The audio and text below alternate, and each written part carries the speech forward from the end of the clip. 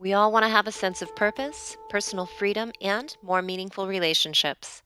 But not everyone is willing to do what it takes to experience life this way. Fortunately, you're not like everyone else. My name is Shawna Pelton, and I welcome you to this community of enlightened alliances who aspire to excel. Hey everyone, this is Shawna Pelton, and I am so happy to be here with you today for Coffee with Shawna. And this is the community of enlightened alliances that, every week we get together and we talk about subjects that help us on our path of progression, to help us grow, expand, evolve, connect. And today I'm really excited to be able to introduce you all to the lovely Peta Panos, who is a dear sister of mine. Hi, Peta. Hi, Shawna. So awesome to be here. Oh my gosh, I'm thrilled to have you here. Peta and I actually have known each other for a couple years now. We were sisters in the Divine Living Academy, which is a business coaching for conscious entrepreneurial women. Peta is also an energy healer. She's also a conscious prosperity coach and soulful business mentor whose mission is to help women awaken to their divinity and embody their enoughness. Now, I wanted to invite Peta on today because she actually is going to be talking with us about something that I've been sharing with all of you, and especially, if you've been involved in my work, that conditioning is something that we are undoing, right? There's this unnatural way, or our habits, our behaviors, the things that actually cause us to get stuck, to get blocked, and to, behave in a way that's not true to us, which leads us to things that, are unsatisfying in life. And so Peta's going to be sharing something about cultural conditioning to help us understand some of the ways that we stop our progression with it, how it all came about, as well as provide us with some ways that we can overcome it. But before we jump into that subject, Peta, I'm really fascinated about you and your story, and I wanted to take a moment and share that with everybody, if you don't mind. No, of course not. Okay, so, Peta, you were really successful in the corporate world. Yeah. You turned two businesses around. You took 13 companies, big companies, and amalgamated, if that's even the word, into Yeah. one major, very successful public company. And you were highly successful in that world, and had a lot of people that you worked with and you managed, supported, and were financially free, and then decided to go into your own private sector of supporting other people in their endeavors. Yeah. So I'm fascinated about that, and I'd love to hear, how did you do that, number one, and what is, so we talked about you being a conscious prosperity coach, mentor. I want to know more about that conscious prosperity. So if you don't mind sharing a little bit about your story and why this mission of conscious prosperity is so important to you. Sure. Well, okay. So as you mentioned, I spent 21 years in the tourism industry in South Africa. And alongside that, I was always very spiritual. So I always had my own spiritual practice. I viewed everything very spiritually. And in fact, I actually believed that, and I still believe that my light work at the time was in corporate. So, life kind of sometimes just happens to us. And I started in my dad's business, worked my way up from junior sales up to managing director in 10 years. And then I facilitated selling the company to a public company. And then 2 years later, they asked me to run their flagship company. So we actually merged the businesses there. And I took over there as MD and turned that around in 18 months. And then a few years later, they asked me to amalgamate all 13 businesses into one division. And again, I've worked out it takes 18 months to really turn a business. So 18 months later, we were all in profit, and it was flying. But through that process, even though what I really loved about it was working with the staff and really getting everyone totally aligned to a common goal, like I always found that really exciting. I did everything energetically, really. I have no formal business degrees or anything like that. But everything for me was following my inner guidance and look, you know, because I feel energy and I sense energy, and I can see the truth of things. It was actually a million little baby steps of that, aligning the businesses to a common goal. And so after all of that, and of course they were huge roles and tremendous amount of travel. I was traveling over 200 days in the year. And I kind of realized that I was just on a hamster wheel, you know, even though I had turned it all around. It was, you know, then a new budget year and the whole process would start all again, trying to maximize profit. And, you know, I got to the point after 21 years that it was like, you know, my life surely is worth more than this. And also I was looking for love. You know, I find this true for so many women, that either we have success in love at the expense of our careers, or we have a very successful career at the expense of love. And so many strong, intuitive, powerful women that I know have actually stayed single, not had children, not got married, because they have been so focused on their business. And of course, it's all a choice. So actually that moves me into, okay, well, wait, I want to just go back to my change. So I decided I wanted to change my life. At the same time, I had met my current, well, my boyfriend at the time, and I just married him in August. So now my husband. We had just met, and I started looking at life a little bit differently, because obviously there was now love in my life again in a very big way and in a very equal way, which was a totally new experience for me. I was always the stronger in most of my relationships. So I finally had a man that was equal to me, and I wanted to nurture that and really grow it. So I had already decided that I was over the corporate scene, and I wanted to experience something different. So when we got together, I actually changed my entire life in a year. I gave up my career. I moved over to Norway. And then maybe tell people where you're from South Africa. So I'm South African. So I moved over to Norway with, you know, taking this huge leap of faith, wanting to live my purpose, wanting to live my life even more fully than I was, but more in balance. You know, instead of always focusing on the financial side, on the business side, actually bringing my life back into harmony and healing to wholeness. And because I didn't really know who I was without my corporate identity, which had been a huge part of my life, particularly in those last 10 years, you know, kind of was every aspect of my life. Even every friend I had was in tourism. It was so, you know, one track, that I found myself in a totally new country, new world, new people that weren't tourism people. So they didn't think like I did in so many ways. So I didn't feel like I fitted in. I didn't speak the language. It was a really, really very challenging time. And I did not know who I was without my corporate identity.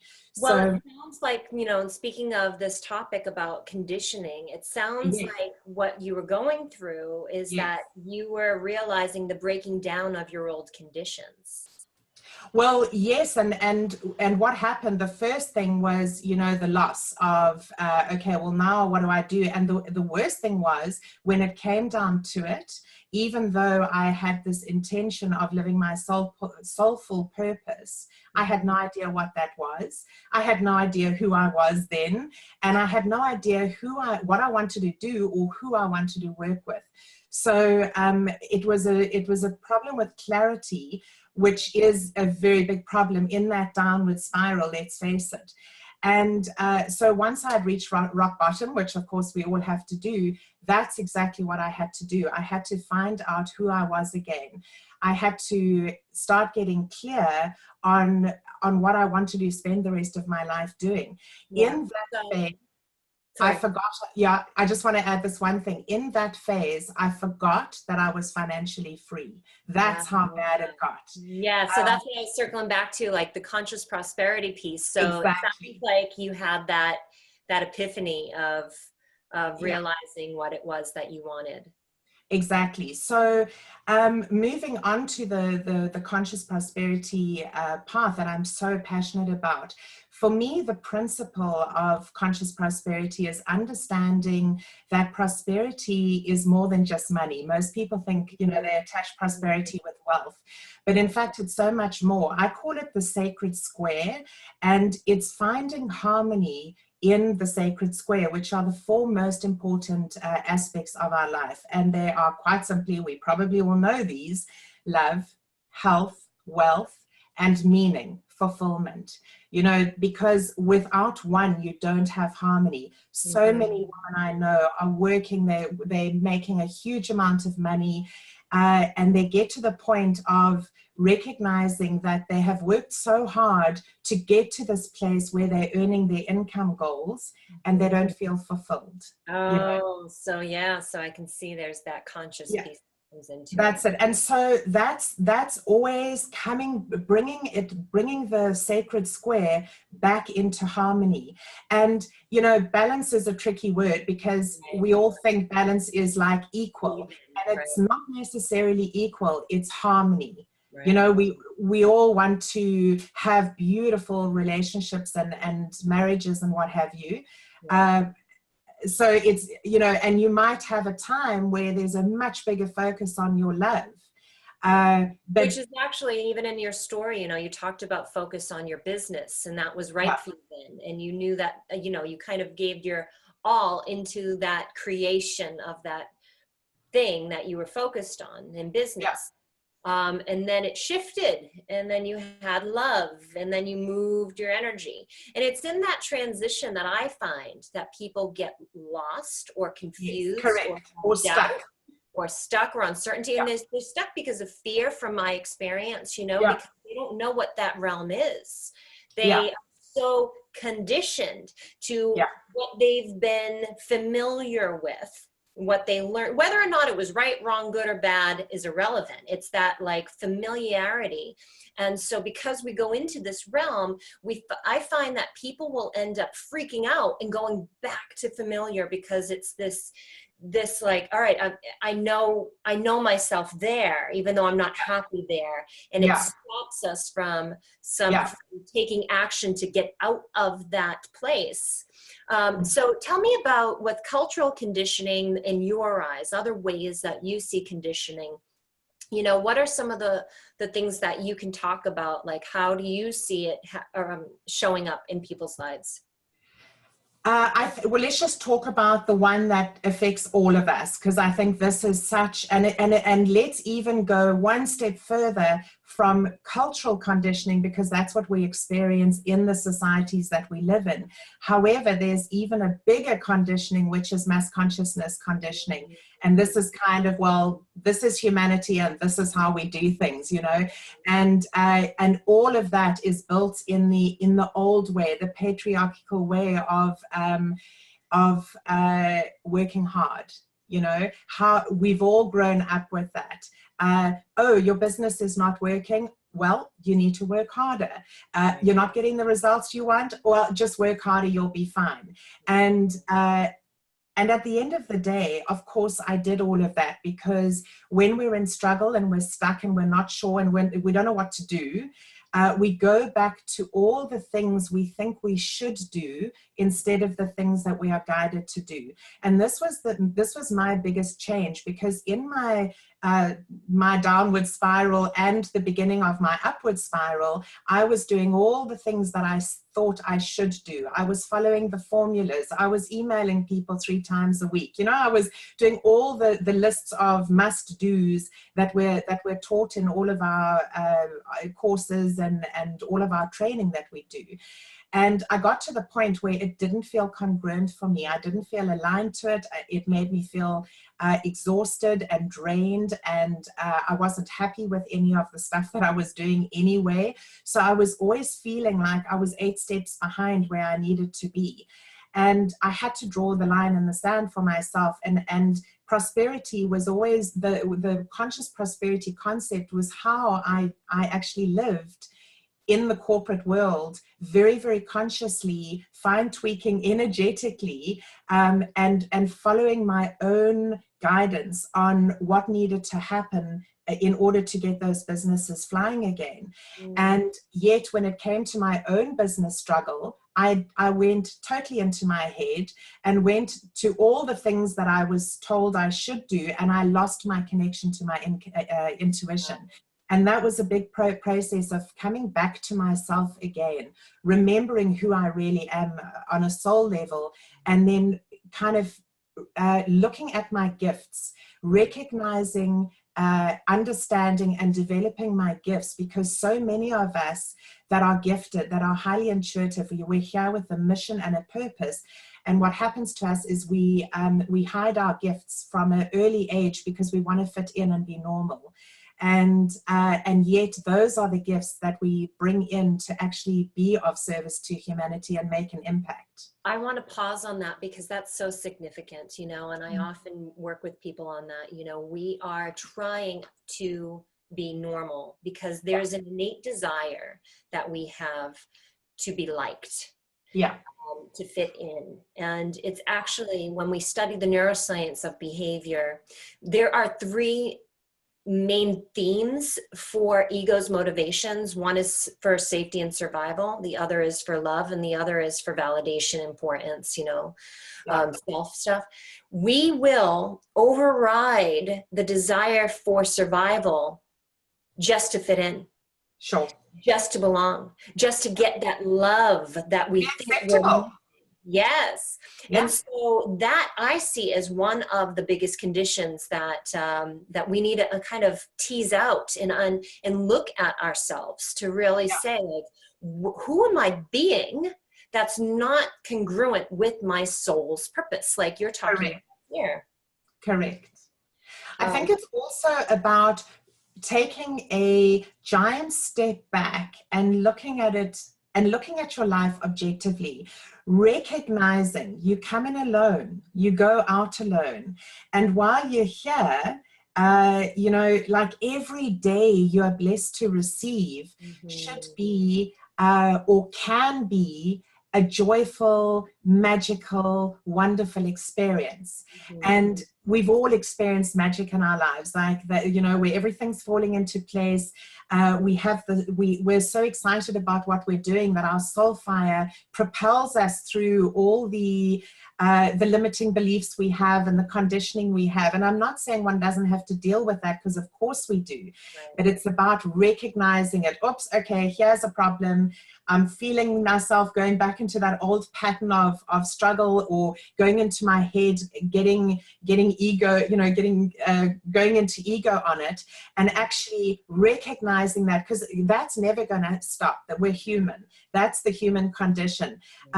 So it's about, as soon as you find yourself in that place, to actually stop and take a deep breath and go, okay, hang on, what's going on here? All right, well, hang on, there's an issue here.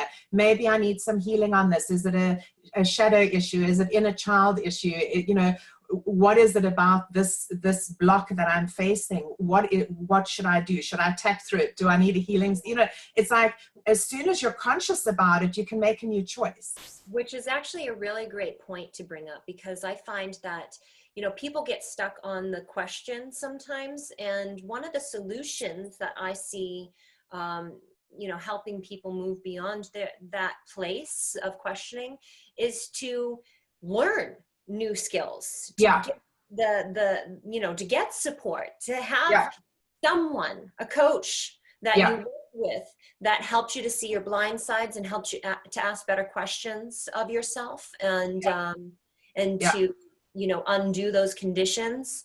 Because, you know, I think that's the other issue, and maybe you can speak to this, is that, like, people sometimes think they have to go at it alone, or that they can figure it out for themselves. Yeah, and I mean, this is particularly true of highly sensitive, very intuitive people, because they're very powerful manifestors in their own right.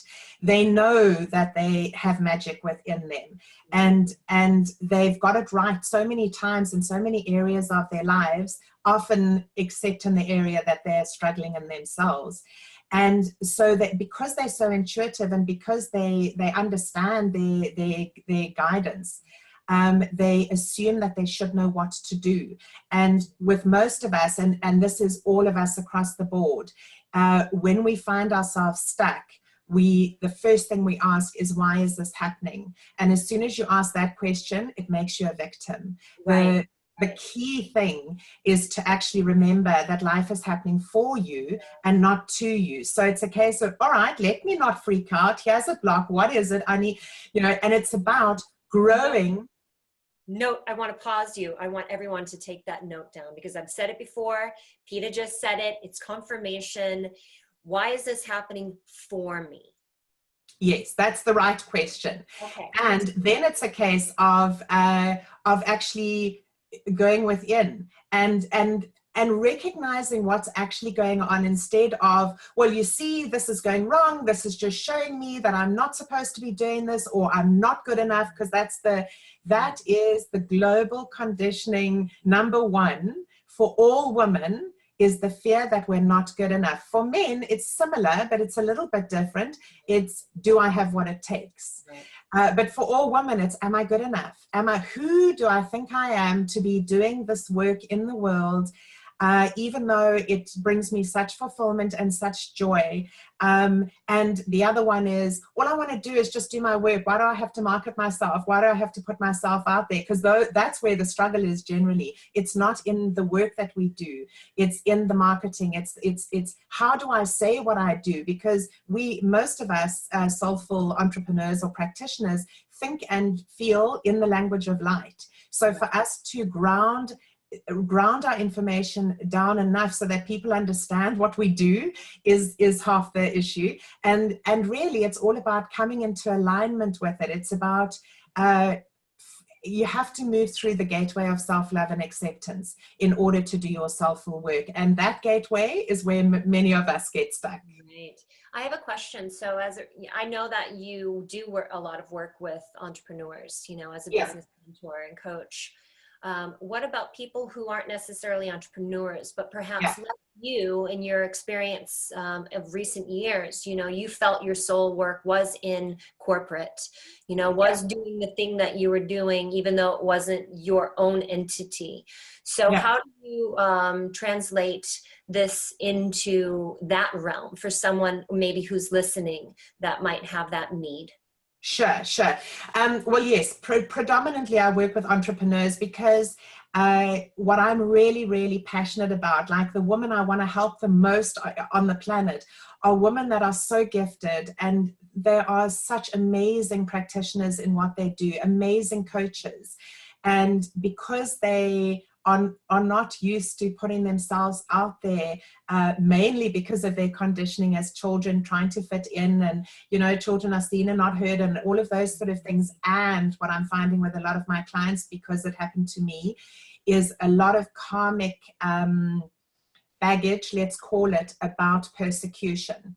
I think if you've ever felt you've been burnt at the stake once or twice, it's, when you come out with your own soulful information, it is very often thought leader type stuff. And that's really scary, because now not only are you doing this weird business that you absolutely love, you're now talking about things that are kind of taboo in society, talking about death, talking about money, talking about sex, it's all these things that people are not comfortable talking about. So you've now got to put yourself out there and speak about those things in the community of people, of friends and family, that people that know you. So a lot of people worry about other people's judgments and how they're going to be perceived by their loved ones.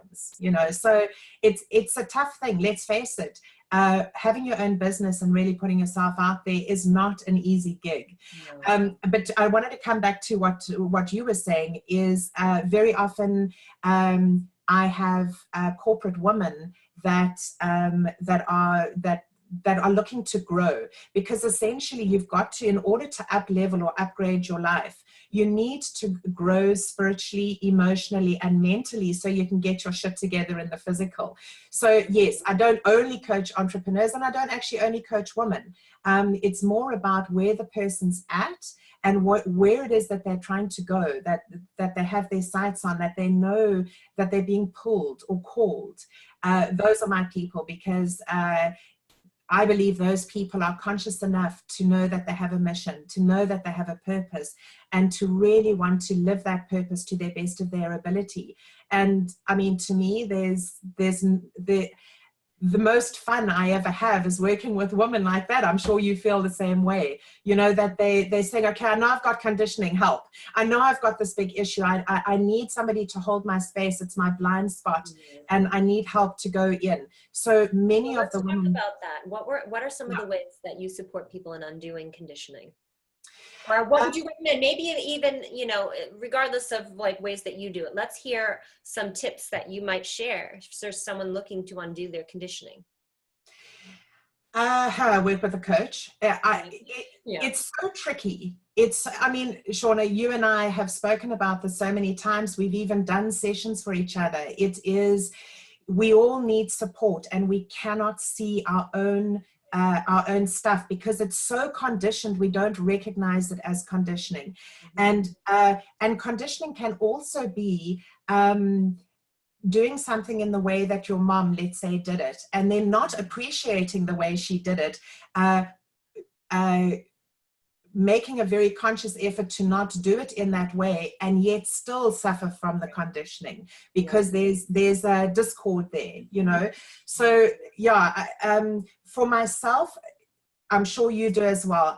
I do a lot of my own inner work, but I would say that the most profound, meaningful shifts that I've had have been somebody holding the space for me, somebody actually asking me different questions to the ones that I ask for myself, holding the space to really fully heal it. Like when you do your own work, especially if you're really intuitive and you're doing a lot of energy work all the time, what tends to happen is you'll recognize it, but you won't heal it. You'll just go, oh, okay, that's what it is.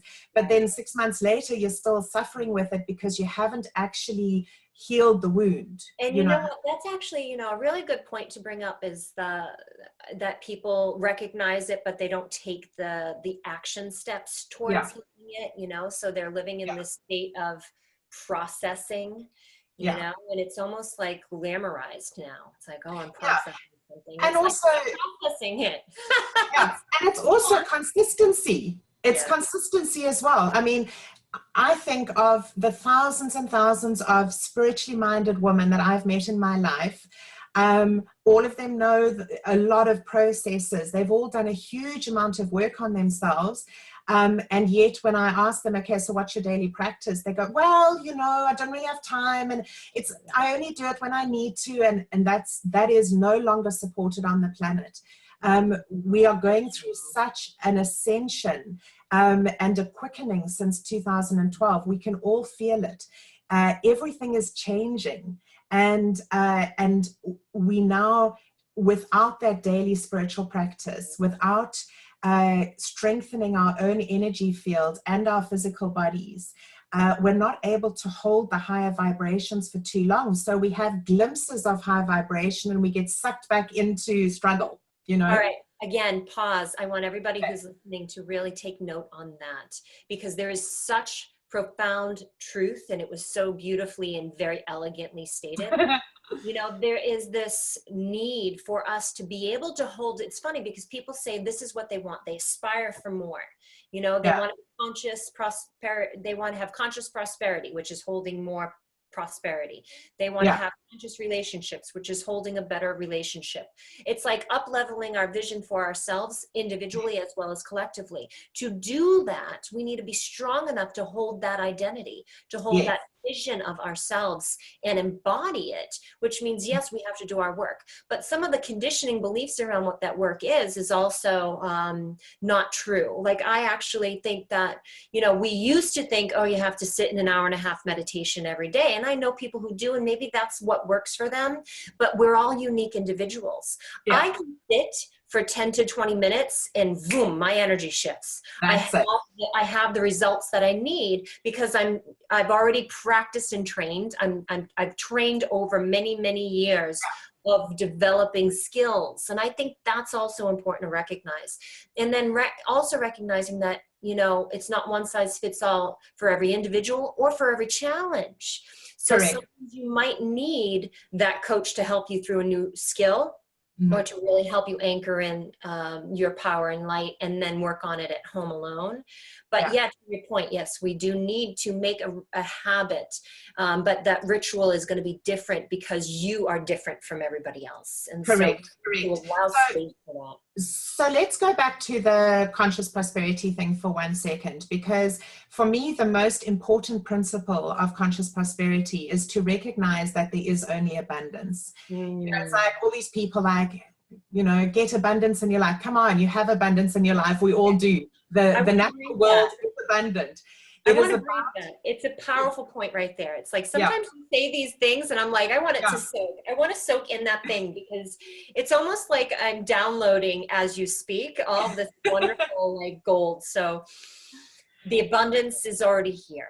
Yeah, so there is only abundance. Look at the natural world. There is a complete abundance of absolutely everything we need already on the planet. Okay, so it is not about getting into abundance. If you are experiencing lack and scarcity in your life, it's about how you are connecting into the universal grid. Okay, so, you know, it's about elevating your vibration from the lower vibrations of lack and scarcity through the gateway of self-love and acceptance, because that's always the case, and then into the higher realms of prosperity. That's the joy, that's the magic, that's what we all want. That's satisfaction, it's fulfillment, it's feeling like you're on track and you're loving your life. That's the whole goal as far as I'm concerned, to get to that point. So there is always an abundance. If you have an abundance of lack and scarcity, then it's about going within. It's about starting to ask different questions. It's about changing your behavior, bringing in new consistent behavior that's actually going to elevate your vibration as opposed to keeping it down.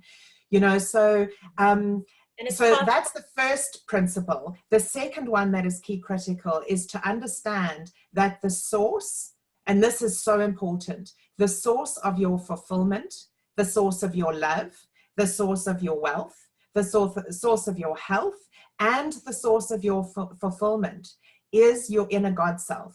And that's your inner goddess.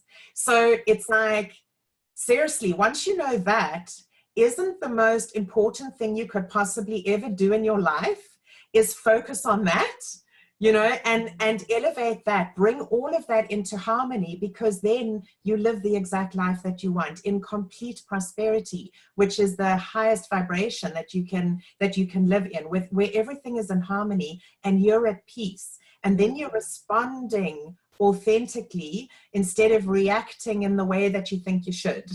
Right. Beautifully said. And, you know, I want to, that brings me to the next point, because I think what people hear as, you know, you speak, and it touches upon their inner knowing, the truth in them. It's resonating with your words. Yeah. And to what our point has been weaved throughout this talk, we do need support. We need support in seeing ourselves, and we also need support in developing our skills and anchoring in that truth. Because here's the thing: these words, as true as they are, they're not empowering until you embody it. Correct. So for audience members who are interested in that aspect, the embodiment aspect, I did want to share something with you all, because Peta is actually going to be holding a mastermind group at the beginning of the year. And so I did want to kind of segue into, you know, letting people know that they have an opportunity to work with you, Peta, should they feel that they're ready for the embodiment of that, and to develop new skills and to really access and awaken their soulful success, a luxurious soulful success. Peta's program is called Reignite Your Soul Fire, and I will link you all to it. I'll actually share that in a link with you all. And it's a master mind, a mentorship, and a magical practices and rituals that she will facilitate with you. And so, you know, I just wanted to at least let everybody know, you know, because we hear all these great concepts, and then the question is, but how do I do it?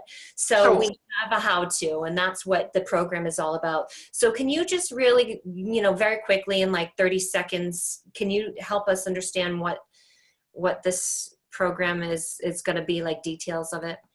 Sure. Maybe more than 30 seconds. That's short. Yeah, I was going to say, I'm not sure about 30 seconds, but I'm going to give it my best shot. Okay, so yes, I'm so excited about this program. Firstly, it's a sister mind. And the reason that I've actually moved away from, I mean, I do a lot of individual sessions, obviously, but for programs, I'm finding that that sisterhood support is so unbelievably important. You know, when you're in the unknown, when you're moving into seriously the mysterious unknown, because that's what we're doing, to have other women that are like-minded, that are actually on the same path, birthing their brilliance in the world, having this, you know, stumbling on the same things, going into fear on the same things. It is so important to be able to share, you know, the journey with others. So first of all, it's a sisterhood, which I think is so powerful.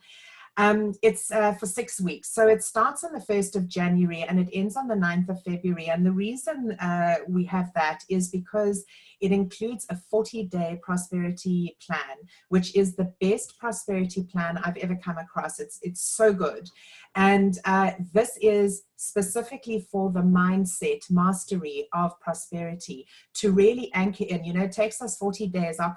For a shift in consciousness takes 40 days. So that 40-day plan, and it's so brilliant. It only takes 15 minutes a day, but you know, you do it every day for 15 minutes, and that just really anchors in the mindset. So there again, you're shifting the conditioning immediately just by doing that consistent new action, and really anchoring into those prosperity principles. So it includes that. That's why it starts. And then there are 6 sessions, and I've given 90 minutes for each session. There is one private session with me, which is the second session, which is to identify and really understand personal gifts. So that's why it's one-on-one. It's a bit hard to do that in a group setting. So I do one session with each one of the ladies, really going into their gifts, recognizing what they are, and really understanding their purpose on a far deeper level, you know. It also covers, so then going back to the group calls, it definitely covers energy management. And you know what I find with this, so many spiritual women will say, well, I know how to do all of that. But the thing is, at every single level of our lives that we go through as we're moving up, we have to reevaluate who we are as the woman on that level, and what our immediate desires are, you know, the clarity we need right now. So these are like that first session is very much the basics. It's about a very powerful daily practice that takes 10 minutes a day. And as you said earlier, it's about practicing when it's not important. So when you need it, you're there, and it takes you 2 seconds to get yourself back to your best self and fully embodied. Yeah, wonderful. So I know that will be people who are listening who feel that this is right for them. And again, I will link you all to it when I get off this call. I can't, so here's something I know that a lot of people who are on my Facebook page who might be watching right now, I had to unlink. I can't see if you are commenting because just of technical glitches here. I couldn't do the interview and link in. So if you do have questions for Peta, or if you do have contributions, like you want to, comment or, send hearts, please do. And Yeah. tag Peta, she's actually in the group, so you can actually tag Peta if you do have a question for her. And, Peta, you can go in after and, answer all the questions. With pleasure. And then that way, they can reach out to you should they want more information, should they want to connect with you. They're welcome to do that. So with that said, I know we went a little bit over my allotted time, but it's just been such a rich conversation, and I know that it was bringing value into people's lives. So I was really, happy to let it go. Yeah. Everyone, got something useful from this.